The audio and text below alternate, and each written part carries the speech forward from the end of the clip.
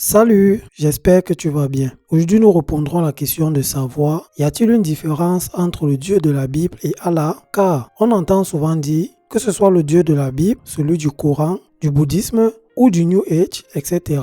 C'est le même Dieu, mais sous différents noms ou appellations. Si c'est vrai, ça veut donc dire que Dieu doit avoir une pensée unique dans tous ses livres, car nous sommes tous d'accord que Dieu ne peut pas se tromper, ni encore dire une chose, par exemple dans la Bible, et son contraire dans le Coran. Dans ce podcast, nous n'allons pas étudier tous ces livres, mais juste montrer la différence entre la Bible et le Coran. Dans d'autres podcasts, nous parlerons du bouddhisme, du New Age, des témoins de Jéhovah, des Mormons et toutes les autres religions qu'on peut avoir ou que nous connaissons.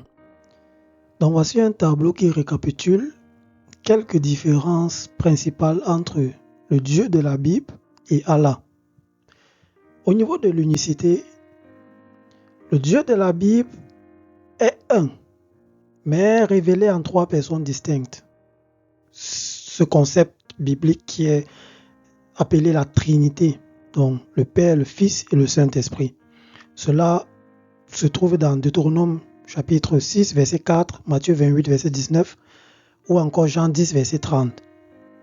Mais dans le Coran, Allah est absolument un, sans associé, et toute idée de Trinité est rejetée. Sourate 112, les versets 1 à 4.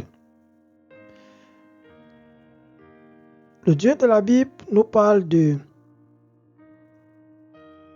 Jésus, qui est son Fils, et Jésus, qui est Dieu, s'est fait homme, ce qu'on appelle l'incarnation. Et il est le sauveur de l'humanité. Et lui-même est Dieu. Dans Jean, le chapitre 1, les versets 1 et les versets 14, ou Jean 3, le verset 16, Hébreux 10, verset 5, mentionne ce côté de Jésus qui est Dieu, mais qui s'est fait homme pour sauver les hommes du péché et de l'enfer. Dans le Coran, on a Jésus sous le nom de Issa, qui est un simple prophète, né de Marie par miracle, mais qui n'est pas Dieu ni fils de Dieu. Cela se trouve dans la sourate 1, verset 171, sourate 19, verset 35. Car dans le Coran, Jésus n'est pas Dieu, il n'est qu'un simple prophète. La relation avec l'humanité. Dans la Bible, Dieu est présenté comme un père d'adoption et d'amour. Celui-là qui veut rassembler, qui veut sauver les hommes. Lis Romains chapitre 8, verset 15, ou Jean verset 1, et Jean chapitre 1, verset 12. Mais dans le Coran, Allah a une relation de soumission. Le croyant est serviteur d'Allah. Sourate 8, verset 12.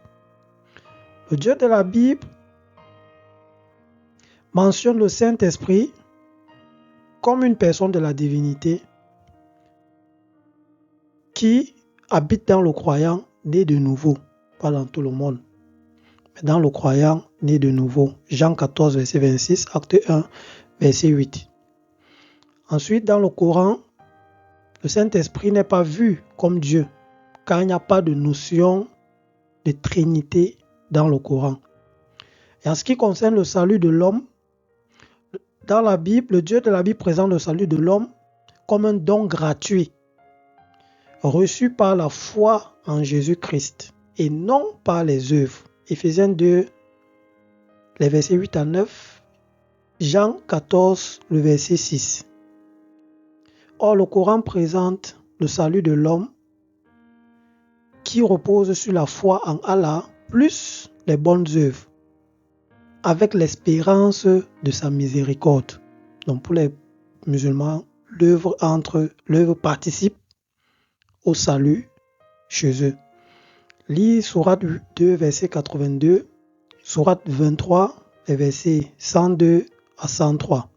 Après avoir parcouru ce tableau, nous pouvons comprendre que ces livres n'ont pas le même auteur. Donc ceux qui croient en la Bible pourront comprendre ou reconnaître que l'auteur de la Bible n'est pas le même auteur que le Coran des musulmans et vice-versa. Les musulmans sauront aussi que celui qui a inspiré leur livre-là n'est pas le même qui a inspiré le livre, la Bible. Si vous avez des questions, n'hésitez pas à nous les faire parvenir. Nous aurons d'autres podcasts sur des questions à traiter et sur ce, que Dieu vous bénisse. À très bientôt.